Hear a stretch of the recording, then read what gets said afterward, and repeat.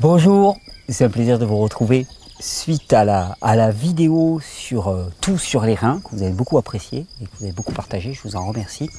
Il y a des personnes qui sont revenues vers moi et qui m'ont dit et les calculs rénaux, qu'en est-il? Tu n'en as pas parlé. Alors, c'est un oubli ou peut-être que c'était pas le cadre. Hein.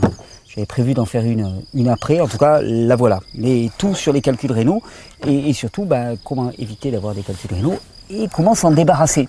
Hein. Parce que le problème c'est que les solutions actuelles qui sont proposées, c'est l'opération et l'opération amenant à quoi? Eh bien à rien du tout puisque quelques temps après il y a à nouveau des calculs rénaux qui se forment. On est toujours dans la même logique, on s'attaque aux symptômes. Le calcul rénal est un symptôme, alors un symptôme qui peut être certes douloureux, mais s'il n'y a pas un travail sur la cause du symptôme, à ce moment-là, le symptôme va revenir. C'est un peu comme ta voiture, tu as un signal qui t'indique qu'il y a une partie de ton moteur qui dysfonctionne, tu auras beau débrancher le voyant, tu n'auras rien fait par rapport à la panne initiale. Dans ces vidéos, ce qui vous est proposé, c'est d'aller à la base de la base de la base. Alors, qu'est-ce que sont que les calculs rénaux? Ce sont des formations minérales, cristallisées, qui peuvent être composées soit principalement, le plus généralement, c'est ce qu'on appelle du calcium oxalate, de l'oxalate de calcium, qui est une précipitation, une nucléation, on parle, une cristallisation de calcium avec des ions oxalates. Ça peut être aussi de l'acide urique. L'acide urique étant un produit de décomposition du métabolisme normal et en particulier du métabolisme des protéines. Ça peut être une cristallisation à partir de l'acide urique, mais principalement ce sont des cristaux d'oxalate de calcium. Alors comment se fait-il que chez certaines personnes, on va avoir ces minéraux, le calcium qui normalement est présent dans nos tissus, le calcium que l'on doit assimiler, qui doit construire nos os, nos tissus, nos dents, nos cheveux, et comment se fait-il qu'ils puissent précipiter? Alors, les causes de la précipitation du calcium ne sont pas ultra connues. Il y a une sphère de possibilités. J'ai sorti une petite étude qui fait un peu référence dans la matière, qui date de... je ne sais plus, il n'y a pas la date. De 2011, qui s'appelle Mechanism of Stone Formation. Stone, c'est les cailloux, mécanisme de la formation des cailloux. Et donc cette étude conclut tout simplement qu'on ne connaît pas exactement ce qui prédispose à la formation de calculs rénaux, mais qu'il y a quand même des facteurs qui promeuvent la formation de calculs rénaux, et donc la cristallisation. Et le premier facteur qui va favoriser la cristallisation, qu'est-ce que c'est? Le pH de l'urine, l'acidité de l'urine. Quoi ça veut dire? Ça veut dire simplement que si vous avez une urine particulièrement acide, en particulier, eh bien cette urine particulièrement acide va emmener à une cristallisation du calcium qui est présent normalement sous une forme assimilable pour le corps. Ça va amener à une cristallisation du calcium, et ce calcium cristallisé, eh bien, il va commencer à s'agglomérer. Et puis alors ça se passe, c'est assez intéressant d'étudier le phénomène de la nucléation, c'est-à-dire qu'il y en a un premier qui commence à se cristalliser, puis ensuite les autres se surajoutent, et ça vient s'agglomérer, et former des véritables petits cailloux, excusez-moi, c'est une étude, des véritables petits cailloux qui sont extrêmement, extrêmement douloureux. Alors, ici, attendez, je vais en sortir. Donc ici, tu as les causes. Donc les deux causes principales qui viennent pointer, c'est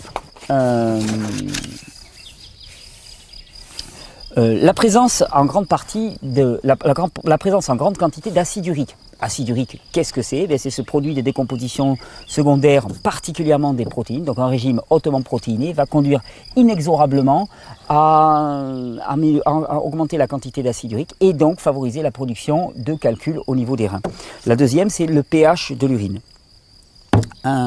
Parce qu'en fait, c'est un phénomène secondaire, parce que normalement, l'oxalate de calcium précipite dans un milieu extrêmement alcalin. Mais le fait qu'il y ait quand même dans l'acidité la précipitation de l'acide urique va amener à une précipitation de l'oxalate de calcium. Et donc, il pointe comme deuxième facteur le pH de l'urine. Alors, le pH de l'urine, on en reparle. J'en ai perdu ma page ou pas? Non.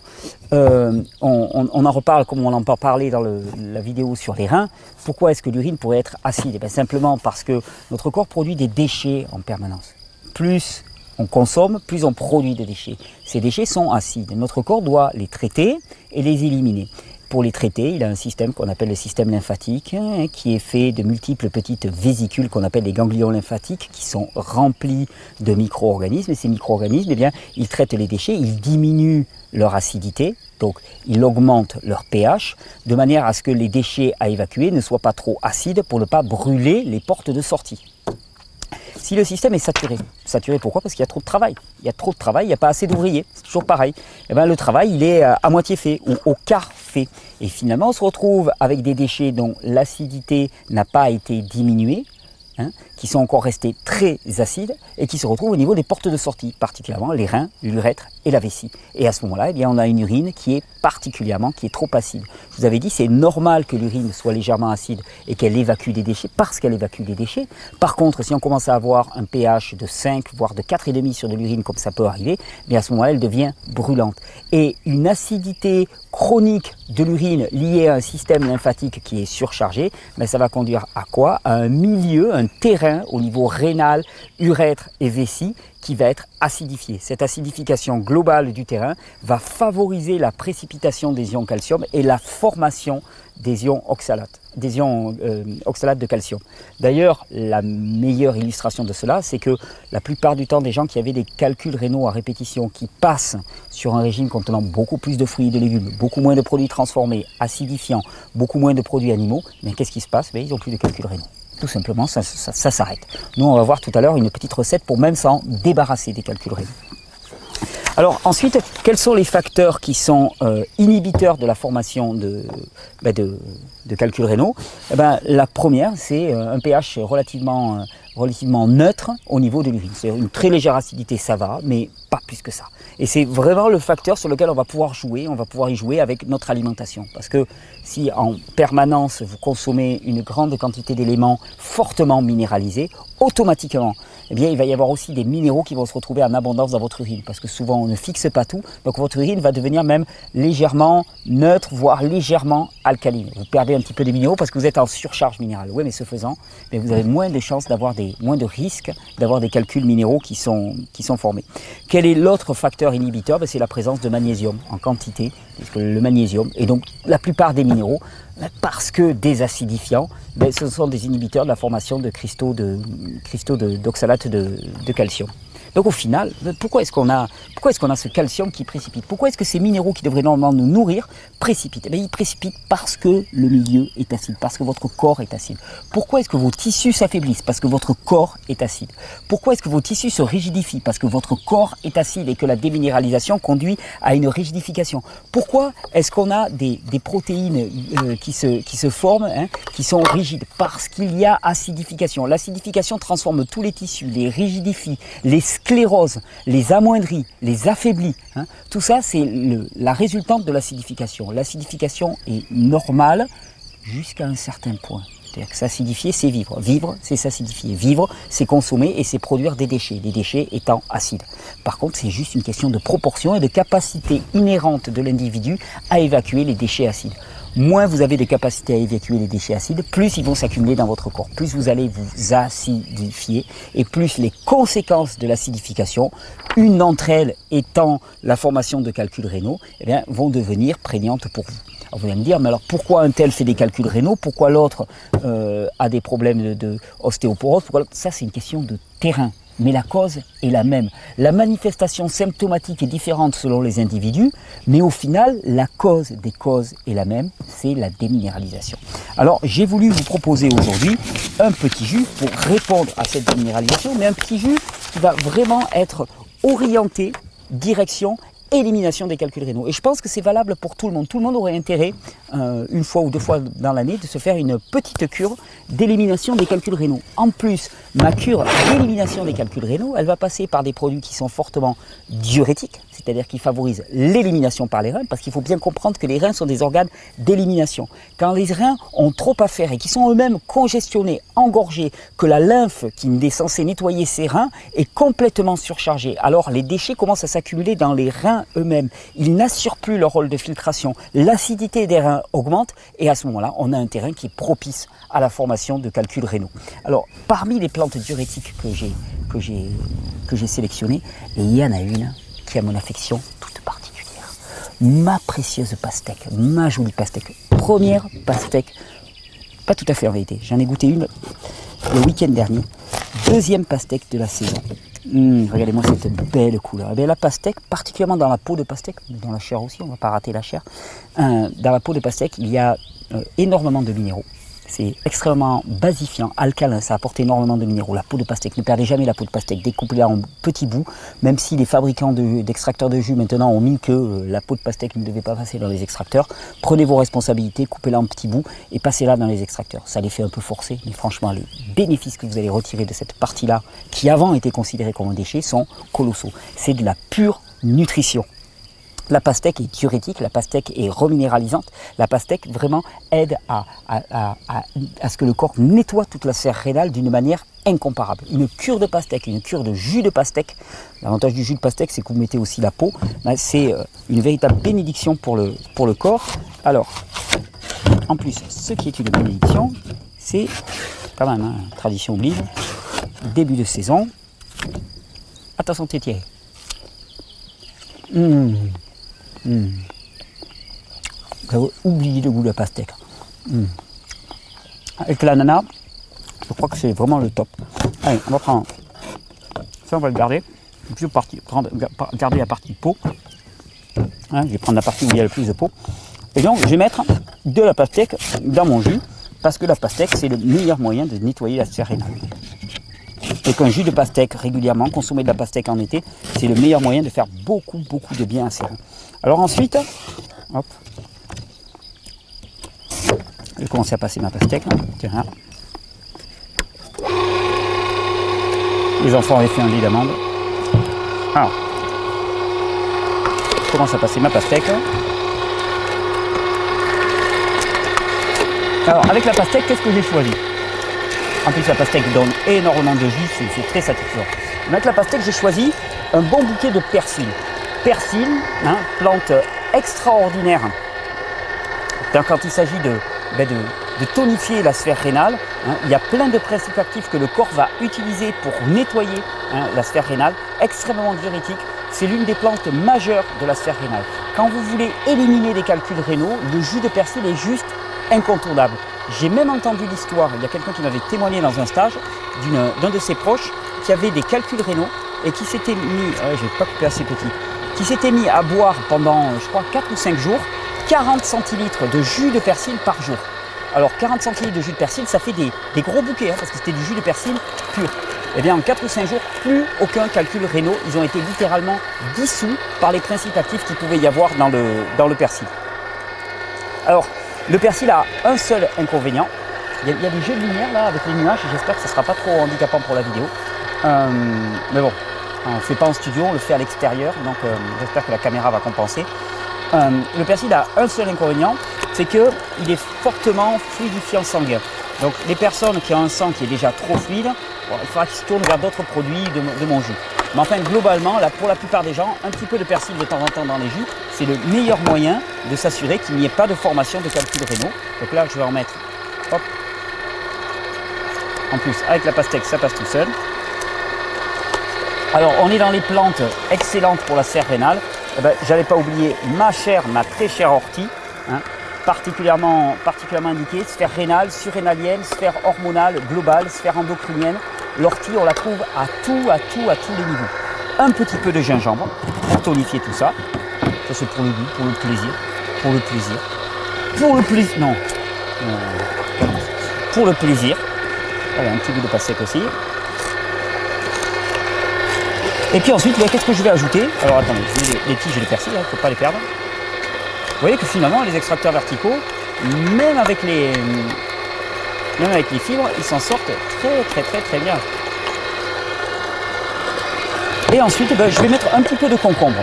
Le concombre étant fortement diurétique, hein, c'est vraiment, le concombre, on a l'impression que c'est juste de l'eau. En vérité, c'est chargé de minéraux, très rafraîchissant. Pour l'été, c'est vraiment un légume phare.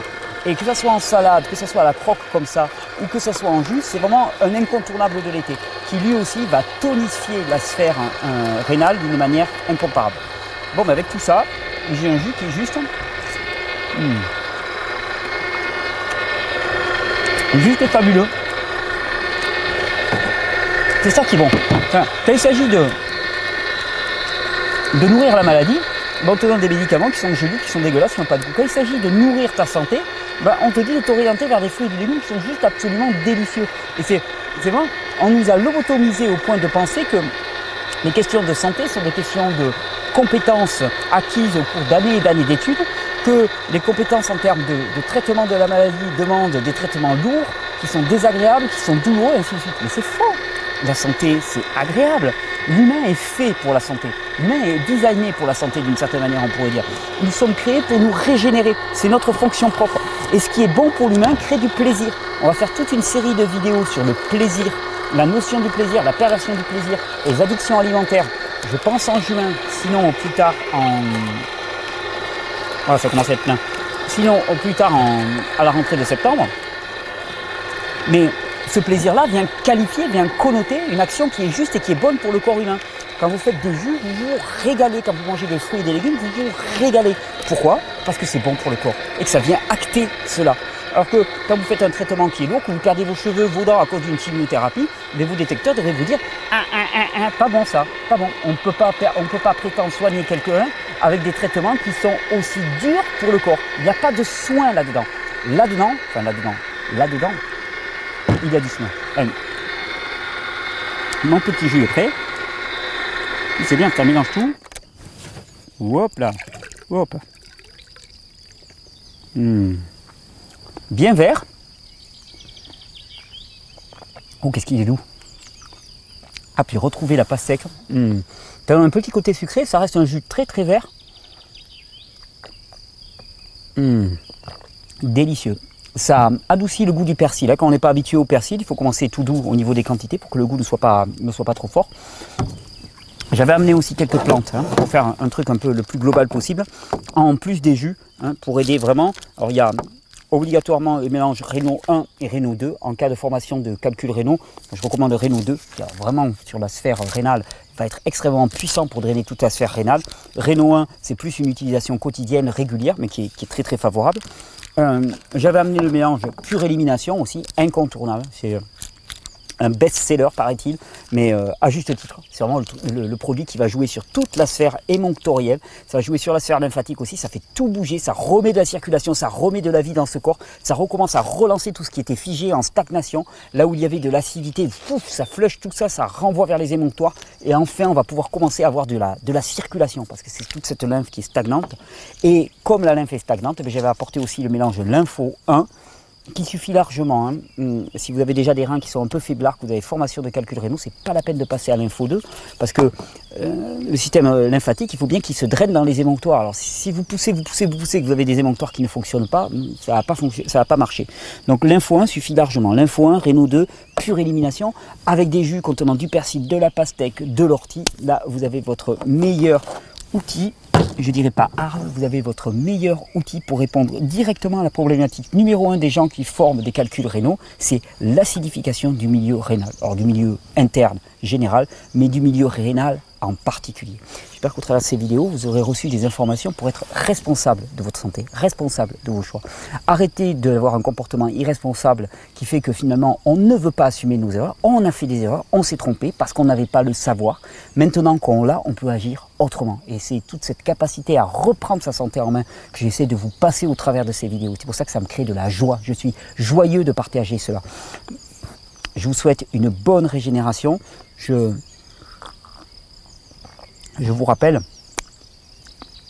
que si vous aimez partager tout cela, hop, pour le compost, que si vous aimez partager tout cela, il y a 2 stages cette année, et je dis ça parce qu'ils se remplissent à toute vitesse. Je crois que le stage du mois d'août est quasiment totalement rempli, ou 2/3 rempli facilement. Il y a 2 stages qui sont donnés cette année, 2 stages radicalement différents. Un stage qui va se passer fin août dans le Doubs, dans un cadre extrêmement naturel, sauvage, un stage qui est très accessible au niveau financier. On a fait des efforts, on n'a jamais eu des prix aussi bas, et dans lequel j'assurerai l'enseignement et des activités seront proposées l'après-midi pour rentrer vraiment dans la connaissance et dans l'expérimentation. En plus, vous serez entouré de nombreuses personnes avec qui vous pourrez partager, expérimenter, partager vos expériences, vos difficultés, vos réussites. Et puis un second stage radicalement différent, dans un domaine où on ne m'attendait pas, je le sais très bien. J'ai choisi d'y aller à dessein parce que je veux vraiment que cette culture de la régénération aille coloniser des tas de serres et ne reste pas cantonné dans un petit milieu alternatif. Un stage qui va se passer dans une croisière sur un paquebot, sur un bateau de la compagnie Costa, début octobre. J'aurai en plus la joie de m'y retrouver avec mon ami Patrick Fontaine. C'est-à-dire que pour la première fois, on va pouvoir combiner l'étude des lois physiologiques et l'étude des lois spirituelles dans une approche, dans les deux cas, qui ne soit ni dogmatique ni religieuse. Ça va être 8 jours même assez exceptionnels qui vont se passer, 2 stages radicalement différents, 2 stages même complémentaires pour ceux qui peuvent se le permettre. Qu'ils soient les bienvenus.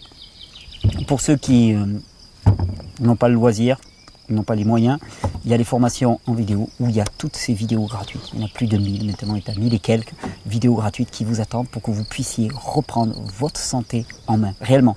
Non pas lutter contre la maladie, à coup de soins qui ne sont pas des soins et qui affaiblissent le corps, mais commencer vraiment à nourrir la santé, nourrir le corps pour nourrir la santé. Arrêtez de vouloir s'intéresser à la maladie et commencer à s'intéresser au corps. Une fois que tu as nourri le corps, la maladie, elle n'existe plus. Il n'y a pas de maladie qui se développe dans un être qui est sain. Bonne régénération.